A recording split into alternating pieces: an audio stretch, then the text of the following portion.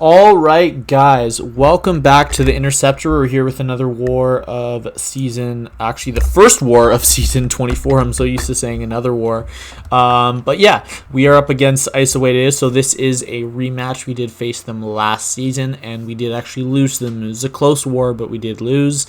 And today, we got a whole lot of Quake fights. So I am using Falcon for one fight and Warlock for two of them. But other than that, we are just quaking everything. So we have a Mojo boss today with Bulwark, which our guy actually soloed with his rank 3 torch. So that was all that. But yeah, it was pretty nice. So that's still the team that I was using in the last war of off-season for the Nova boss. I was backup for the Nova boss, but yeah, you know what I mean. So we got Quake, Falcon making his Alliance War attack debut in season. Of course, I've been using him in off-season almost every war to practice whenever we see like a Modok or a thing or something like that. But yeah. Section 1, we have this Punisher 2099, and this is on the kinetic transference with a resistance to power drain on it. This node has. And we are boosting up. We're only going to be using very light boosts. Also in this boosting session, we're taking 3 mini bosses, but they're not 3 incredibly hard ones, so I'm just using a 10% green. It's like really small. I'm always capped on those from objectives and stuff, but I'm sure we'll use plenty of them this season. So we have this fight. So in this war, since I had so many Quake fights, what I did is whenever a fight was over, I think it was 2 minutes, I could be wrong, I think it was 2 minutes, I sped it up by 50%, so the fight's not just going to be as long. If you really want me to upload like full Quake fights, let me know. But I know that when I Quake like 8 fights a war and each one's 2 minutes, you guys don't want to watch 16 minutes of me quaking. Or you could always just skip the fight, go to the next one, see what you find interesting. I'm going to be trying to put timestamps in all my videos now. See if that works out the way that I think it should, but I hope it will. Anyways. This is a pretty simple fight. A few other champs can do this besides Quake, but Quake is definitely the best option. With the departure of Sky and RZS, or RZS, what am I saying? RZS. With the departure of them, we were running low on Quakers, which means that myself and Guardian will probably be bringing Quake every single war this season, I think. But that might change. But yeah, we are the two remaining Quakers in BG1. So you guys are probably going to be seeing a lot more Quake fights than usual out of me this season. But that fight was a pretty straightforward one. I was not running suicides for the first half of this war. I do turn them on for the second half, and I probably should have turned them on immediately after this Killmonger because it would have made the next 3 fights considerably faster, but that's completely fine, whatever. So, yeah, like I said, this is Bulwark, which means that any metal champ will be gaining an indestructible, but I think I fight 1, 2, 3, 4, 5. I have 6 Quake fights in. I think 5 of the 6 are metal champions. But Quake actually does not trigger Bulwark. She completely ignores it because Bulwark is based off of 3% of damage dealt in a hit, and it does specify in a hit. It does not say from any source, which means that you can absolutely Quake it and you never trigger the global.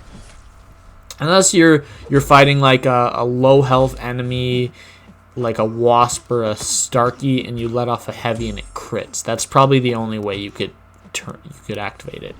But yeah, this is Killmonger on Matador using Falcon. It's a pretty simple matchup.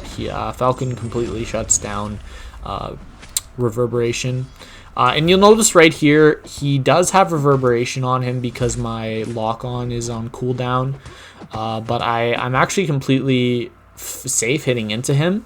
And you'll notice every hit I do is only doing 33 damage. And the reason for that is because the way Reverberation works is it gives you damage back based on his power bar when Reverberation activates.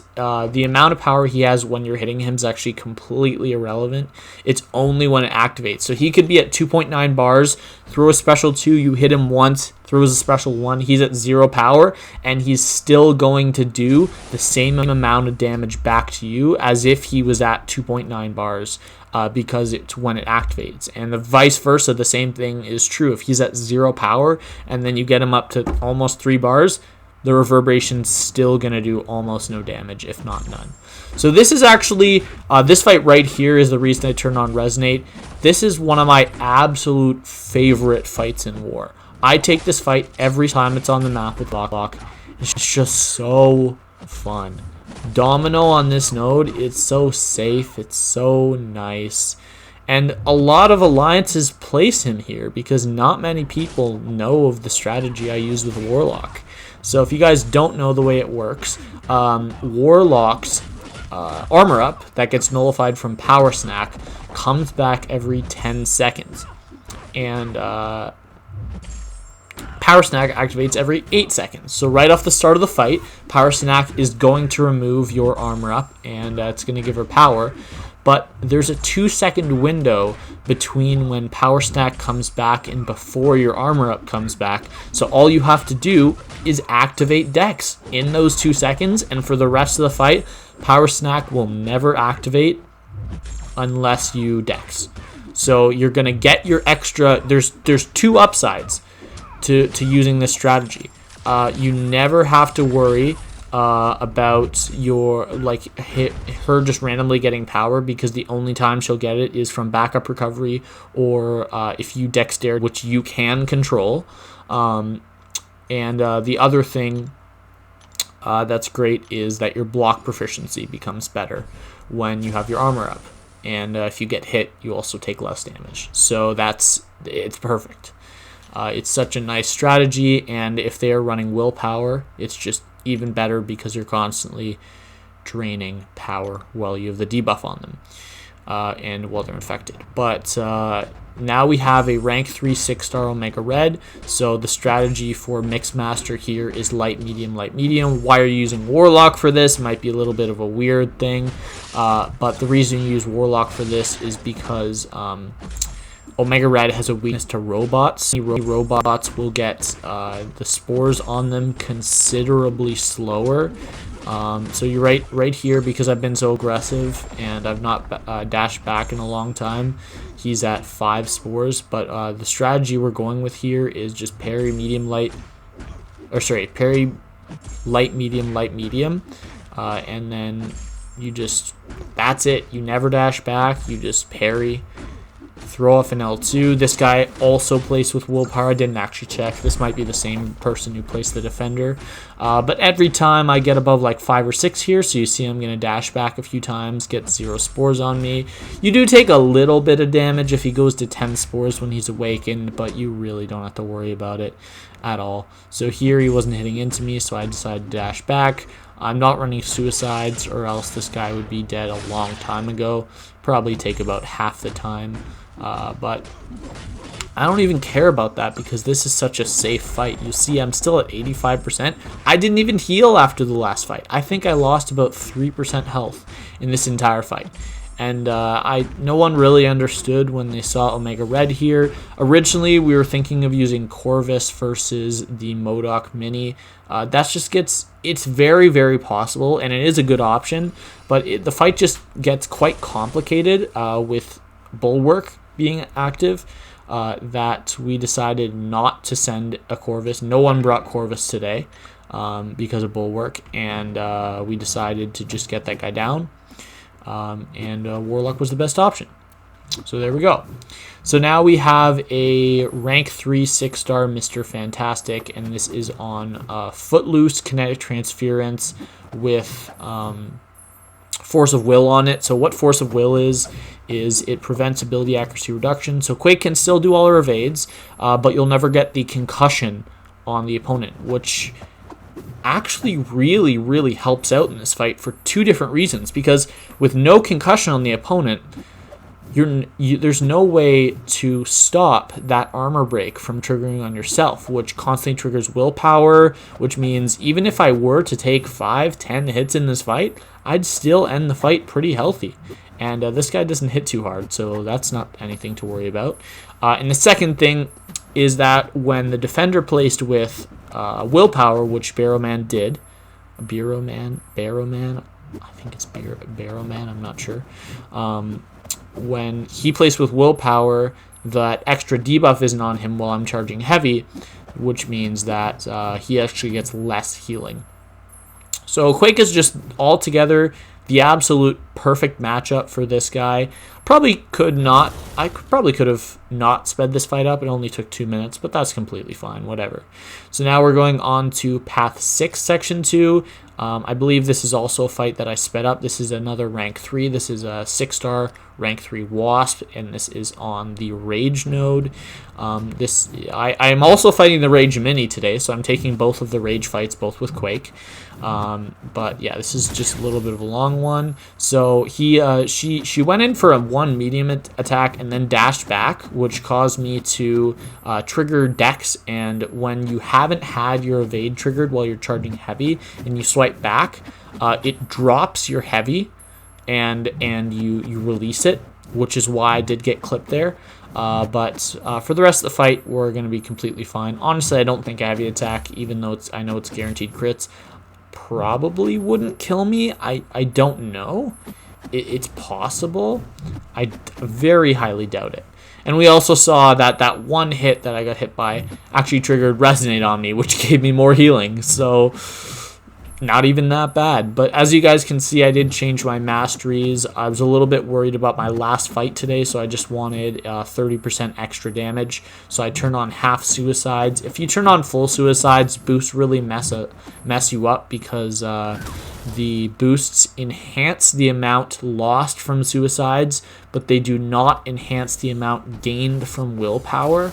So you actually just lose like a ton of health. So when you're max boosted with Quake and you have, so you have 3 out of 3 glass cannon, 3 points in each of the suicides, and 3 points in willpower, you lose somewhere in the realm of 35 to 38% of your health, depending on the opponent's level of despair in the fight. So this is another Quake fight. So that's the reason. I didn't think that using, like, probably would have cost me like 5 extra 3k potions throughout this war, or throughout the second half of this war. I didn't really think that was worth the extra 30%. So this right here, this is the aggression prowess, rank 3 6-star Doom. This also has power focus 2 on it, but this is just a really bad placement. Doom is a metal champion, and there are a few nodes that he would be, I don't want to say tricky on, I want to say annoying. One node would have been the Path 1 or Path 2 Section 1, the second node with brute force, because you can't Quake that. I'd probably have sent a Red Hulk to that fight, or maybe a Thing. I'm not even entirely sure who I would send to that. Vision could probably do that fight as well. But it's irrelevant, because they placed him there, which Quake food, right? Why not? So now I had SCZ take the rank 3 6-star Iron Man Infinity War on the mini boss with Torch with the pre-fight. I told him, don't even intercept, man. Like, you will be surprised, even with a 60% damage reduction from the node, just how much damage you do to that Iron Man Infinity War. And he did get it down pretty fast. So that was really cool. And now we have the Rage Mini with Mysterio. So Mysterio, much like Force of Will, he is actually immune to ability accuracy reduction, which means no extra healing from willpower. So I'm really happy. Once again, this is going to be a pretty long fight. because Rage is immune to ability accuracy reduction, which means that each of the ticks at the end of the Aftershock cycle are actually going to do exactly 2.5% of the health. So every 10 seconds, I'm doing 7.5% just from the detonation, and then all the other damage I'm dealing throughout this fight is the 548 damage per tick you guys see there that comes from holding heavy with Quake. So that actually adds up to be a quite considerable amount of damage in this fight. But yeah, this fight is a little long. I believe it gets done in under 2 minutes. It might not. But this was another really clean fight I did today. Last night, not today. Yeah, usually I'm finishing boss section in the morning. But today we actually got going really well. The lack of links actually allowed us to line up our energy much easier. I absolutely love that they took links out of everywhere but the mini boss, or sorry, everywhere but the final boss. I don't know why I said mini boss. And yeah, it lined up so well. I was able to get 5 fights done on my first set of boosts and 4 fights done on my second set of boosts. So it was absolutely perfect. I don't know if I showed my boosts for the final section, but I'm using a 20% green boost, a 15% attack boost, and a 15% health boost, and that's it. So now we have a, rank 3 6-star Modok. It could have been a rank 2. I'm fairly certain it was a rank 3. I could be wrong, though. Don't quote me on that. But yeah, this is the stunning reflection, or sorry, not stunning reflection. This is the hazard shift stun immune mini. So Modok's a little bit difficult to Quake on stun immune because if he decides to throw his heavy in the corner, it's quite difficult to evade. It's actually impossible to evade with just dexterity. Actually, it might be possible with champs like Nightcrawler, but it's definitely not possible with most champs, or if it is, it's insanely hard and not worth trying. But with Quake, if you actually do a double heavy, which is the same time as doing heavy only in a regular combo. So if he decides to charge a heavy, all I have to do is hold heavy quickly twice, and I should fully evade it, and then I can go back to charging heavy again. So I spent probably an hour going into Variant 1, Chapter 3, Map 3 with my 4-star Quake and practicing dexing the heavy, or evading the heavy in the corner. And it turned out that I got pretty good at it. I got about 50% confident on it. I went into this fight all prepared for him to get me in the corner and start spamming heavies, and then he never did it. So, yeah, I don't know. He just never decided to throw a heavy. So we're going to go through this whole fight. Spoiler alert, he never throws a heavy. So this is just full quaking. We did have to heal up Quake for this fight. Technically, we didn't have to, but I did. I also threw on an invulnerability boost here, so I don't get hit. But if I had gotten hit, then I would have been completely fine. Now, a invulnerability boost does not save you from the incinerate damage on his heavy. That does not get reduced at all. However, it does save you for if I mess up my quaking and I get hit, or from the actual hits of his heavy that would inflict the incinerates. But this guy's almost down. It should be like 2 more cycles. Modok does not have great physical resistance, so you notice I'm doing like almost 6,000 per tick when it detonates, which is times 3, so 18,000 almost. But here he got at 1%, and I thought holding heavy would kill him. But we had to wait another full cycle. But there we go. Took almost 3 minutes. That was 2 minutes and 40 seconds. But that fight does go down. I think I'd feel pretty confident taking that fight in the future. But it's not that common a placement anymore without Stubborn, because of course you can Quake it. But with Bulwark, it does present a little bit of a problem unless you want to Quake it. So yeah, that is actually going to be it for this war. I had 9 fights. Now the war's not over when I'm recording this. I'm recording this at noon, and the war's still going for 2 hours. But both battle groups have cleared 150 fights, so I can just tell you how it ended. It doesn't matter. So we died 13 times, and they died 10 times. We both started off really good. We were at 70 attacker kills, and we'd only died once, and they were at 80 and they died twice, so we were winning. And then I went to sleep and I woke up and we were at 10 deaths, and we only had 130 attacker kills, so I was kind of confused on what happened. Apparently BG2 had a little bit of like dying a bunch of times in a row, but they recovered by the end, and it wasn't that bad. And then BG3 died a few times. BG1 only died 2 times, so we had a pretty good war. But their BG, or sorry, I meant BG1. I might have said something else, but their BG1 only died 1 time against our defense, which was honestly impressive because we have I think it's 37 out of 50 of our defenders are rank 3s. So yeah, so we're starting off the season 0-1, which is not incredible, but we didn't die, and we took 9 fights this war, so death total 0, PSR 9 out of 9 to 100%, and carrying over 2 fights from war 10, because I died in my third last fight, 6 fights from war 11 against 4 Loki, and 6 fights from war 12 against Tiff from last season. That puts the Deathless streak with the 9 coming from today at 23. So I'd love to get that Deathless streak up, but probably going to have a lot of hard fights this season. So I will see you guys in the next video. I hope you enjoyed. Later.